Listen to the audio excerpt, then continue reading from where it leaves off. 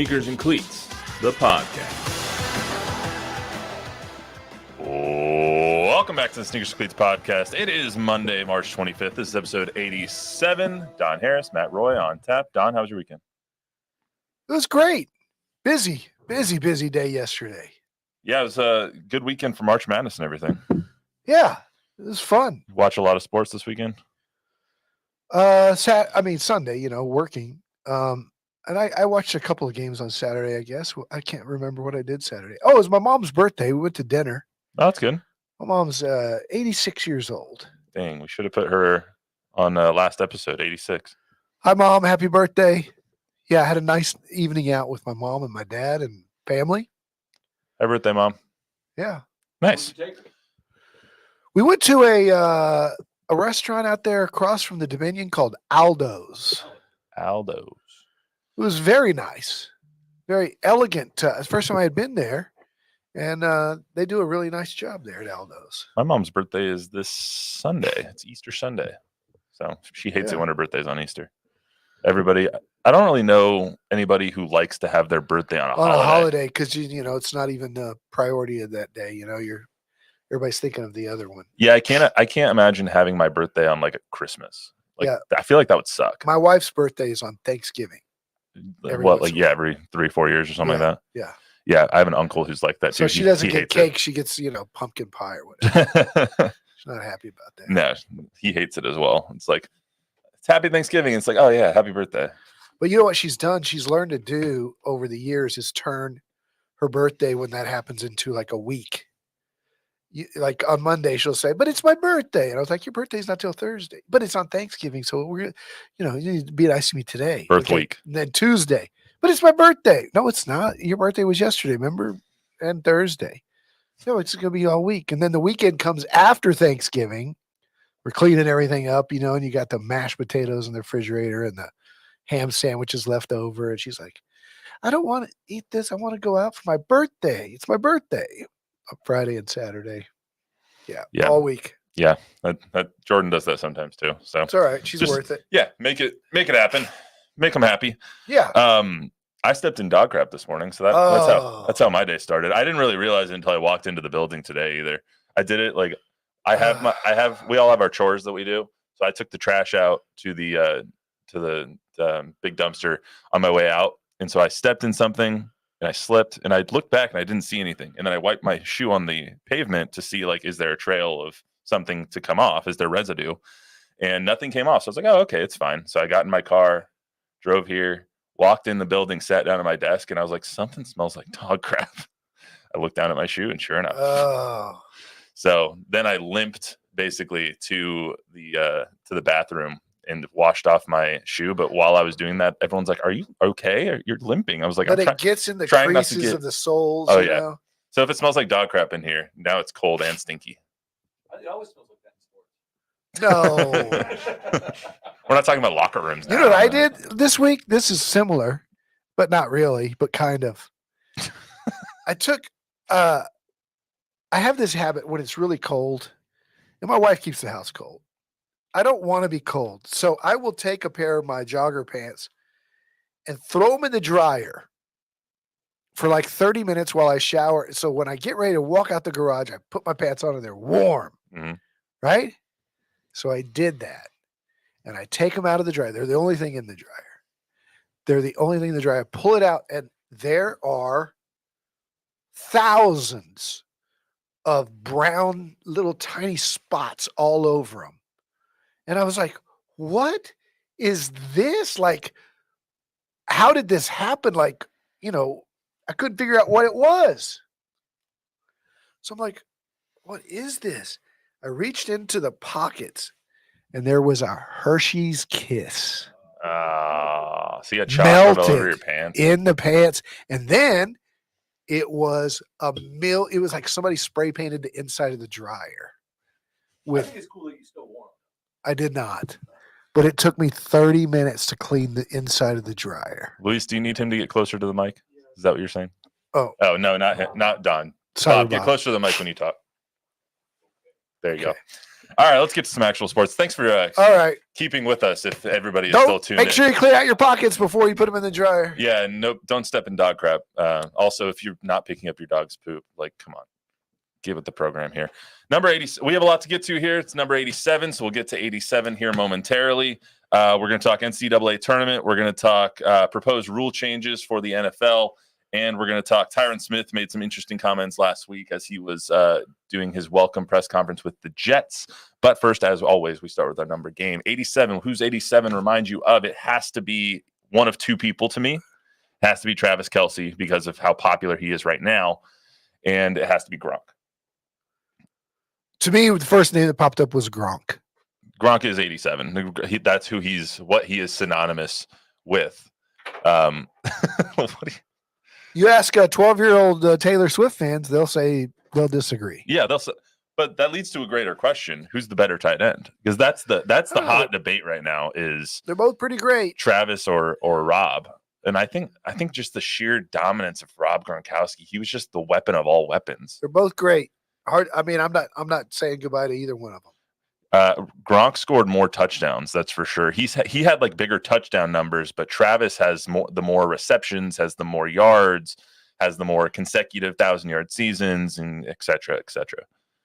So Gronk has the most rings, but Kelsey's catching him. Yeah, exactly. Catching Kelsey, get it? You ever watch that show? No. Okay, good. Yeah, me either. What is that? Like a reality show? Yeah, his first couple of years in the league, he had like a bachelor type show. It was called Catching Kelsey. Has Taylor seen it? I don't know, but it was the worst thing ever on TV. So he regrets it to this day. Those are the two names that come to mind for me. I think that they're both probably top 5 tight ends in the history of football. I don't think that's really up for debate at this point. Who else you put up there? Shannon Sharp's up there, obviously. Tony Gonzalez, Antonio Gates. Yeah. I think those John Mackey. Yeah, Jimmy Graham. Maybe he's not top 5, but he's in the top 10. Yeah, I think it's Gonzalez and those two for sure. Yeah, 100%. Other notable 87s. Kellen Winslow. Senior? Yeah. His son was okay too, but Winslow Senior for sure. Much better. Dwight Clark was 87 as well. God rest his soul. Reggie Wayne, 87 for the Colts. Meh. And then also in 1987, also there's no NBA players ever worn 87. So that's going to skip at the NBA for now. And there's no notable baseball players to wear 87.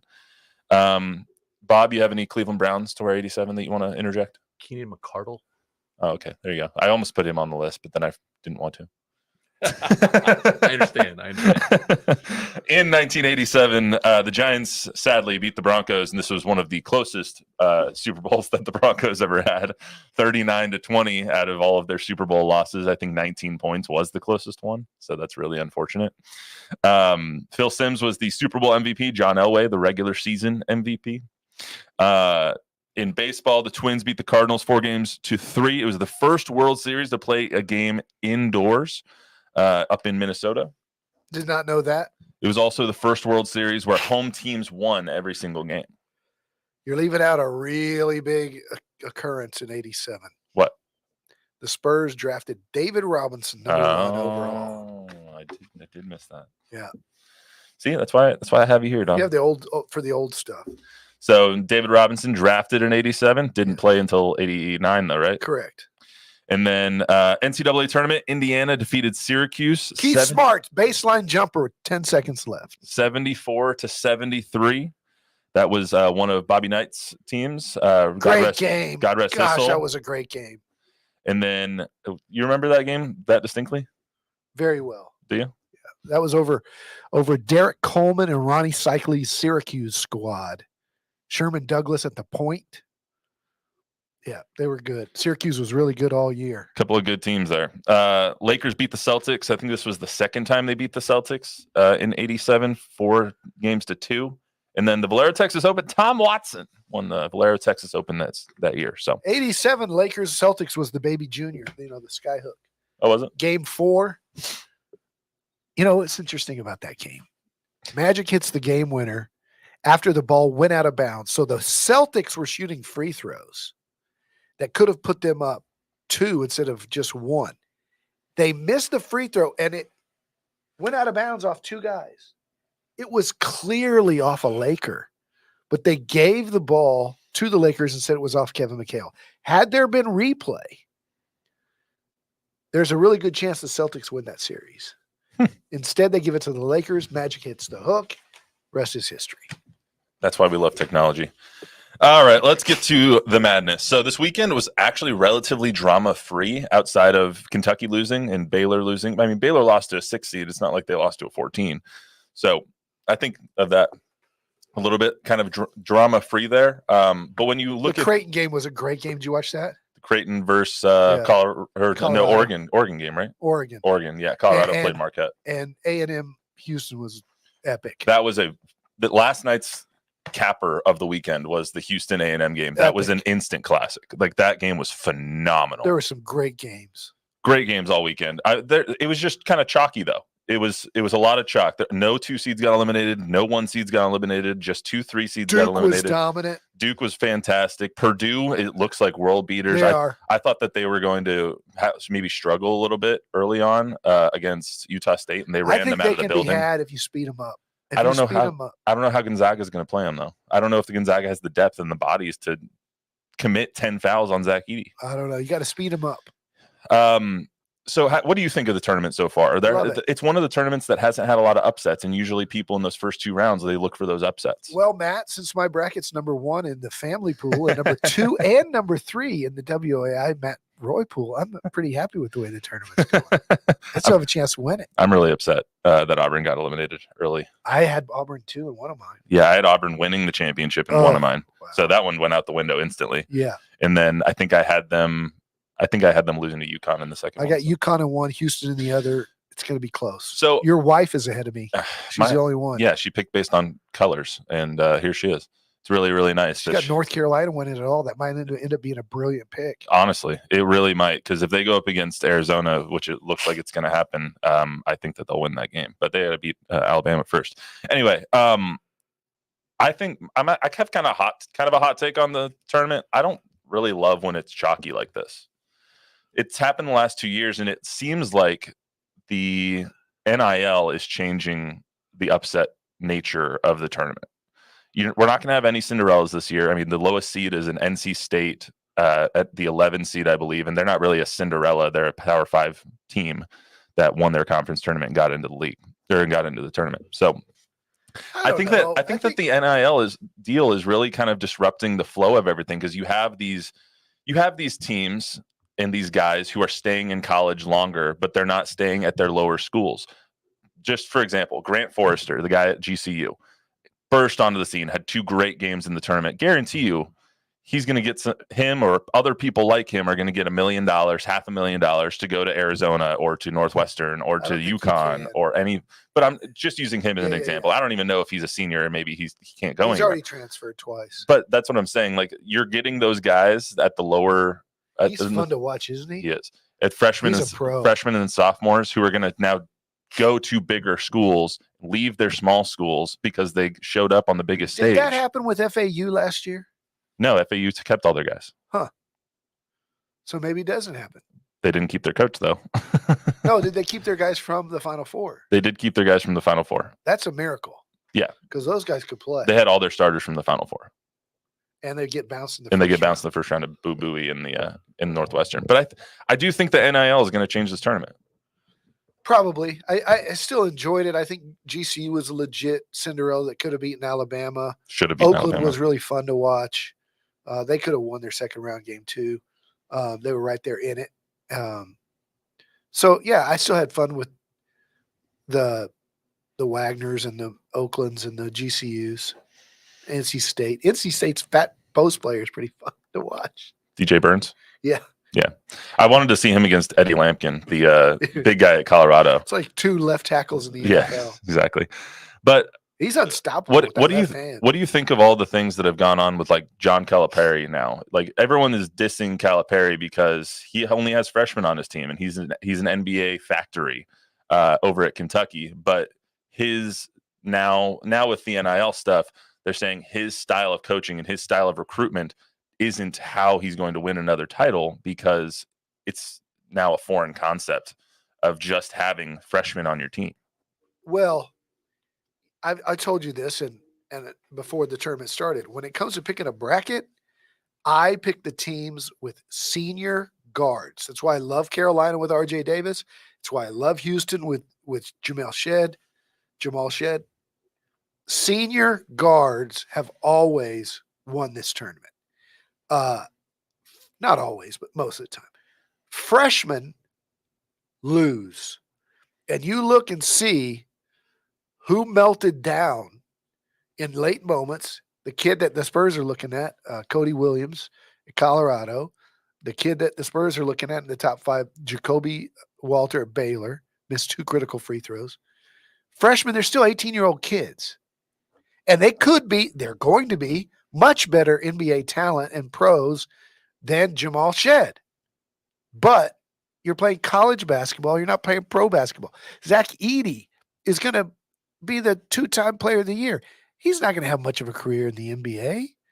He's a stiff. But in college, it's different. And so what Cal's boosters are saying is it's great that you sit and take a picture at the All-Star game and you got 10 guys, Maxey and AD and Booker, and it goes on and on how many guys he's got in the NBA. That ain't helping us win at Kentucky. So maybe Cal's theory, if he doesn't get fired, is to draft the next tier down. The guys that will still be NBA players, but that might stay 2 or 3 years. Because the one and dones don't help you if you're a college coach. Not anymore. I think that's the point, right? It's that Cal made a brand at Kentucky of one and dones. He took advantage of the one time with AD. But he took advantage of the one and done system. They made it to multiple Final Fours. They got pretty far in the tournament a lot. And he made his brand the one and done brand. That's what Kentucky was. Come here for 1 year. Let's try and win a championship. And then you go pro. And then Duke tried to do it. And then NIL has changed it to the point where it's like, I heard this comparison earlier and I thought it was a really good one. Dabo Swinney is Cal because their systems worked, but their system is no longer going to work in the changing landscape. They haven't changed as much as the landscape has changed, and that's going to hurt them in the long run. And it's still hurting them now. You see Clemson, you see Kentucky, it's the same thing. You might see it benefit them though, right? Like, I guess you can't make the money that you're going to make in the NBA for your first round draft pick. But you would think NIL, there was talk Caitlin Clark might stay at Iowa because her NIL money would be bigger than her WNBA money. Yeah. So, but I just don't think it translates to the NBA because guys want to go to the NBA. Well, that's fair. But guys now, you know how there was that movement where they were going to the G League or they were going to Europe to make money. G League Ignite. They're no longer doing that. Really. They disbanded it. Yeah, they're no longer doing that because they can make the money in college. Yeah. And so like Caleb Love, for example, Caleb Love over at Arizona, he's making $1 million at Arizona. He wouldn't have come back to college if he wasn't going to make $1 million. But he's making $1 million and he can compete for national championships. So that's what he's going to do. The players on Kentucky and the freshmen around college basketball don't do that now, or are going to continue to do that unless you're at Kentucky, which I don't really. It depends how high you are on the draft board. People are staying in college longer, and it's going to hurt those schools. It's going to hurt the Cinderella schools, like the Jack Golkes in the Oakland or whatever. Like those players, if they're freshmen and sophomores on those teams, on Oakland or on Grambling or on whoever else, insert small school name here, they're going to transfer to bigger schools to get NIL money, and that's going to hurt the Cinderella aspect of the tournament. Yeah. So that's just how I feel about that. That being said, I'm very entertained by the tournament. I'm having fun watching it. I love the tournament. It's one of my favorite. It's top 3 sporting event of the year, especially this past 4 days. Let's get to the NFL. The NFL rule changes came out today.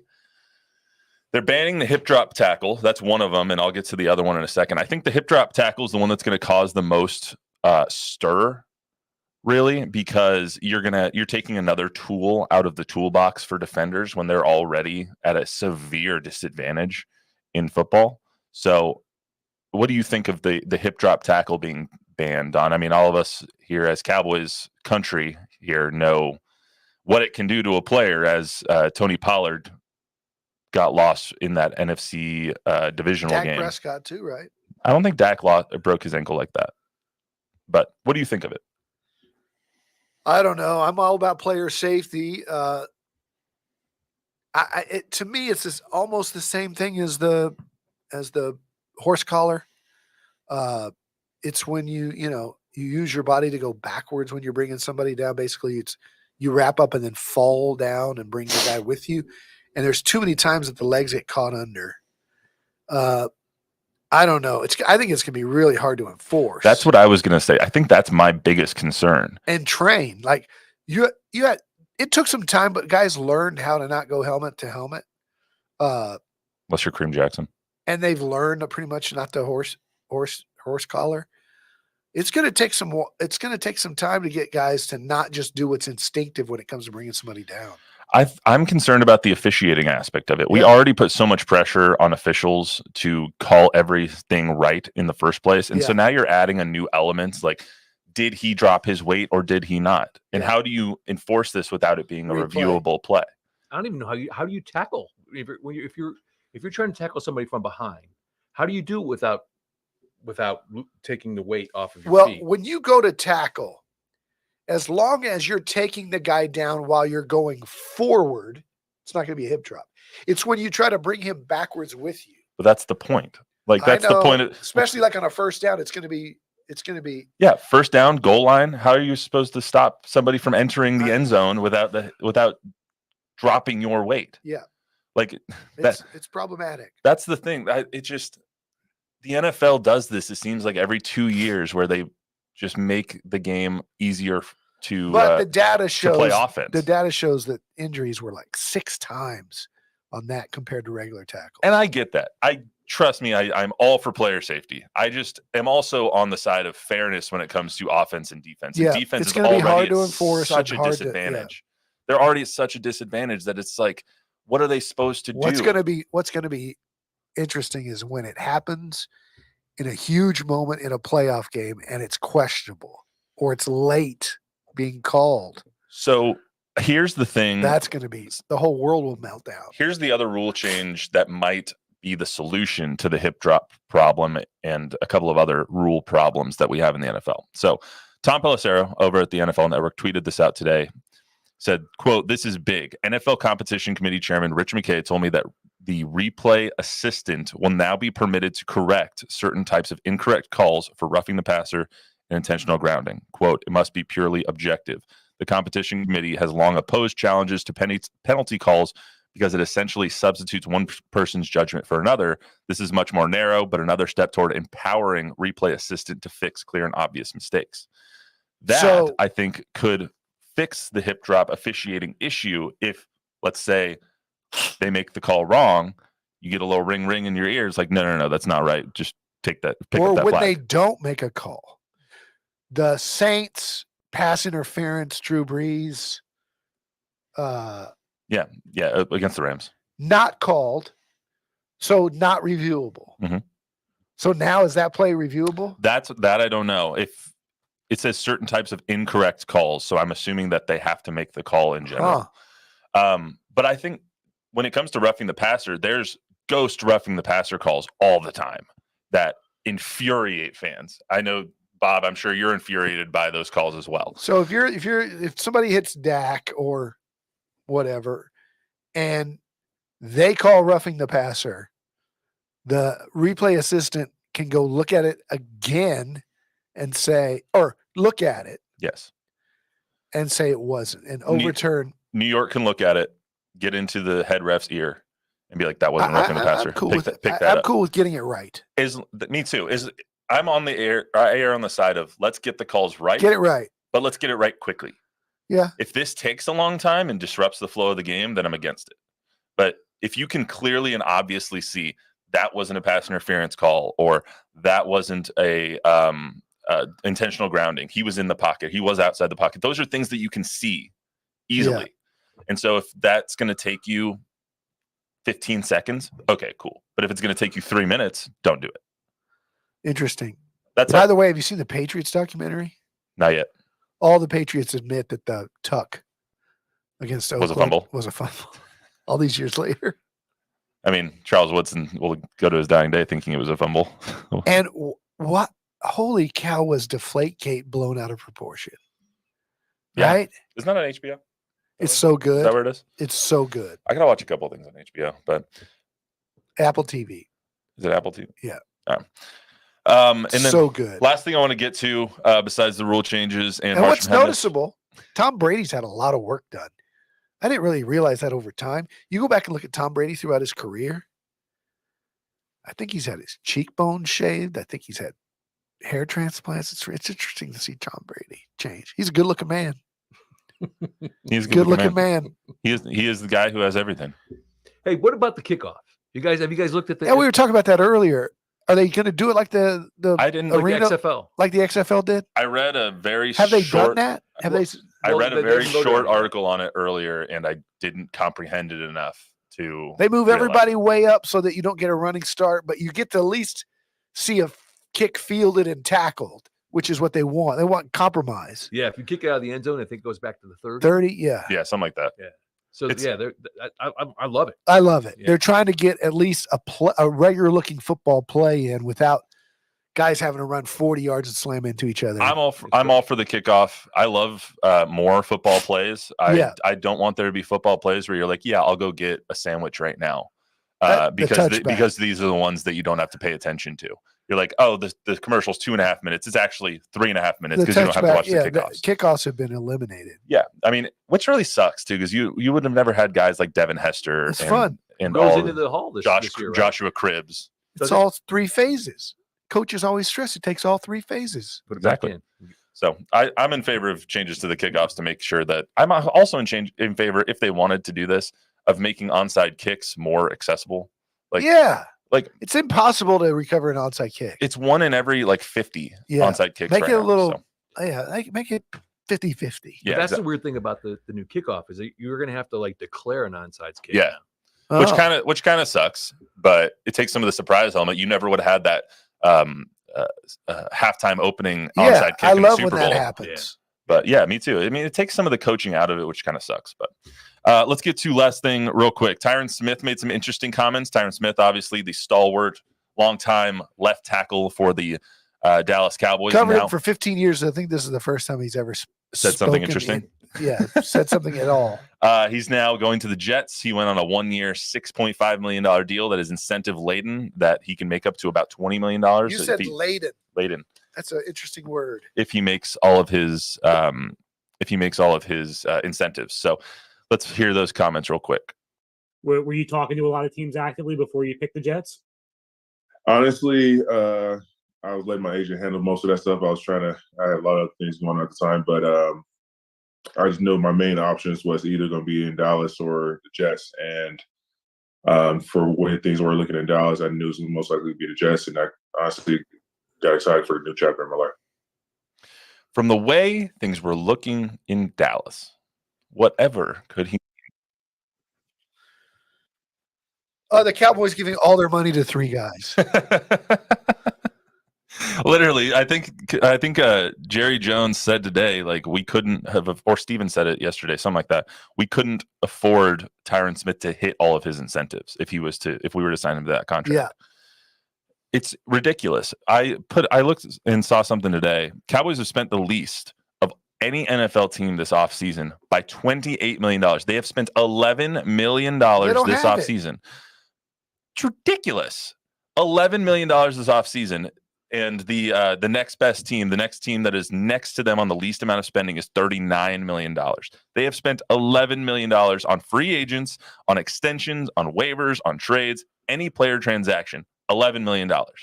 Not much at all. And they did spend it on their own guys, like their own deep snapper, who I didn't even know his name till he signed. How any Cowboys fan can knowingly back this front office is mind-blowing to me. This is like front office malpractice at this point. Well, we'll see. They got to draft well. They got to get their guys signed. And they got to perhaps make some trades, but it'll be interesting to see. It's not done yet. I mean, you even look at the Dak deal that he just did. But I don't think they're going anywhere. Well, which people are saying is like a good sign that they're working together and they're trying to get that stuff. They created $4 million in cap space by redoing his deal. He still owed $55 million this season. How is that what you guys come to? How is that the agreement you guys come to? when you would just They're free just- up $4 million. Well, they're going to give him the extension. And it'll be later this summer. They'll free up more. But that's in itself an idiotic decision. You have I think right now they have like $9 million in cap space, something like that, the lowest in the NFL. They're trying to get to a place where they can do CDs extension. They don't have enough cap space to sign their rookies at this point. No, I know. Like it's ridiculous. I don't understand what they're doing. They hopefully no one does. They hopefully have a plan, but I am hard pressed to see one because it is ridiculous what the Dallas Cowboys front office is doing. Absolutely ridiculous. Right? Yeah. I believe you. I'm with you 100%. Sitting here talking to myself. I'm distracted because I just got a text from Greg Abbott, who I don't know. I know you're busy, so I'll keep this short. Can I count on you to watch this video message now? You should send that to the fishing department. We don't talk politics on this show. Not at all. That is something we stay away from. By the way, everybody who hasn't seen the news, Wemby is out tonight. He is. He will not play with the Spurs. He's at 63 games, needs to play in 2 more to become eligible for the Rookie of the Year, which he is going to win. If he is not on one of the 3 all-defense teams, it's going to be an absolute crime. And I think he should finish first or second in Defensive Player of the Year. The big question is he one of the best 15 players in the league to be All-NBA? Because they do that now regardless of position. Yeah, that's a change this year that I didn't know about. It's close. I think he is. I think he's a top 15 player in the NBA right now.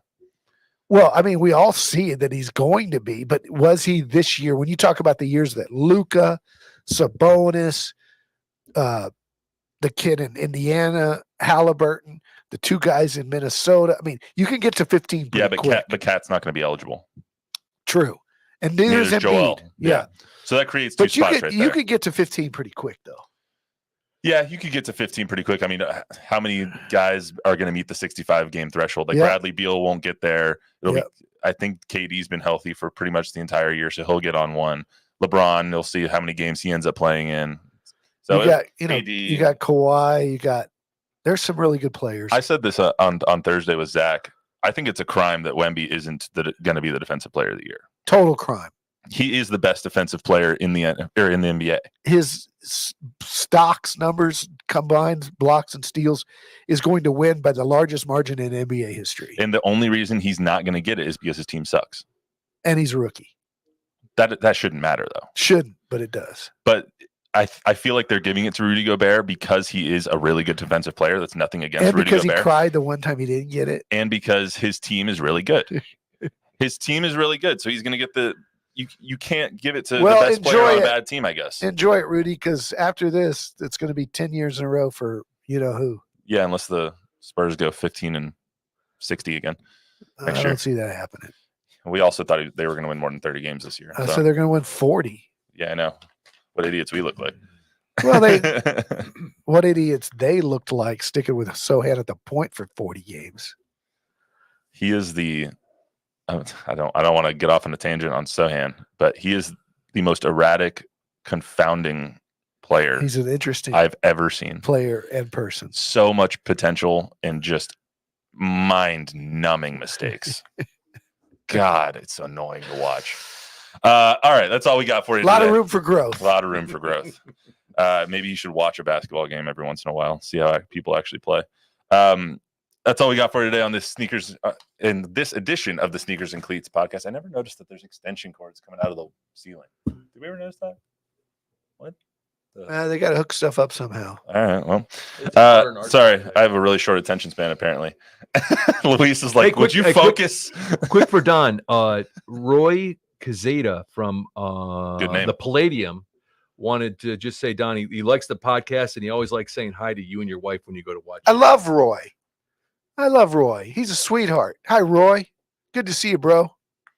Also, Des, our beloved editor upstairs, says that she was drafted into life in '87. So that's what we should think of when we get number 87. Des Bracey. I want to know what happened to Des. She was dominating the bracket, and then she just took a dive in the standings. She had a team that was going to upset at one of the 1 seeds and go really far. I forgot who it was. She's still alive, though.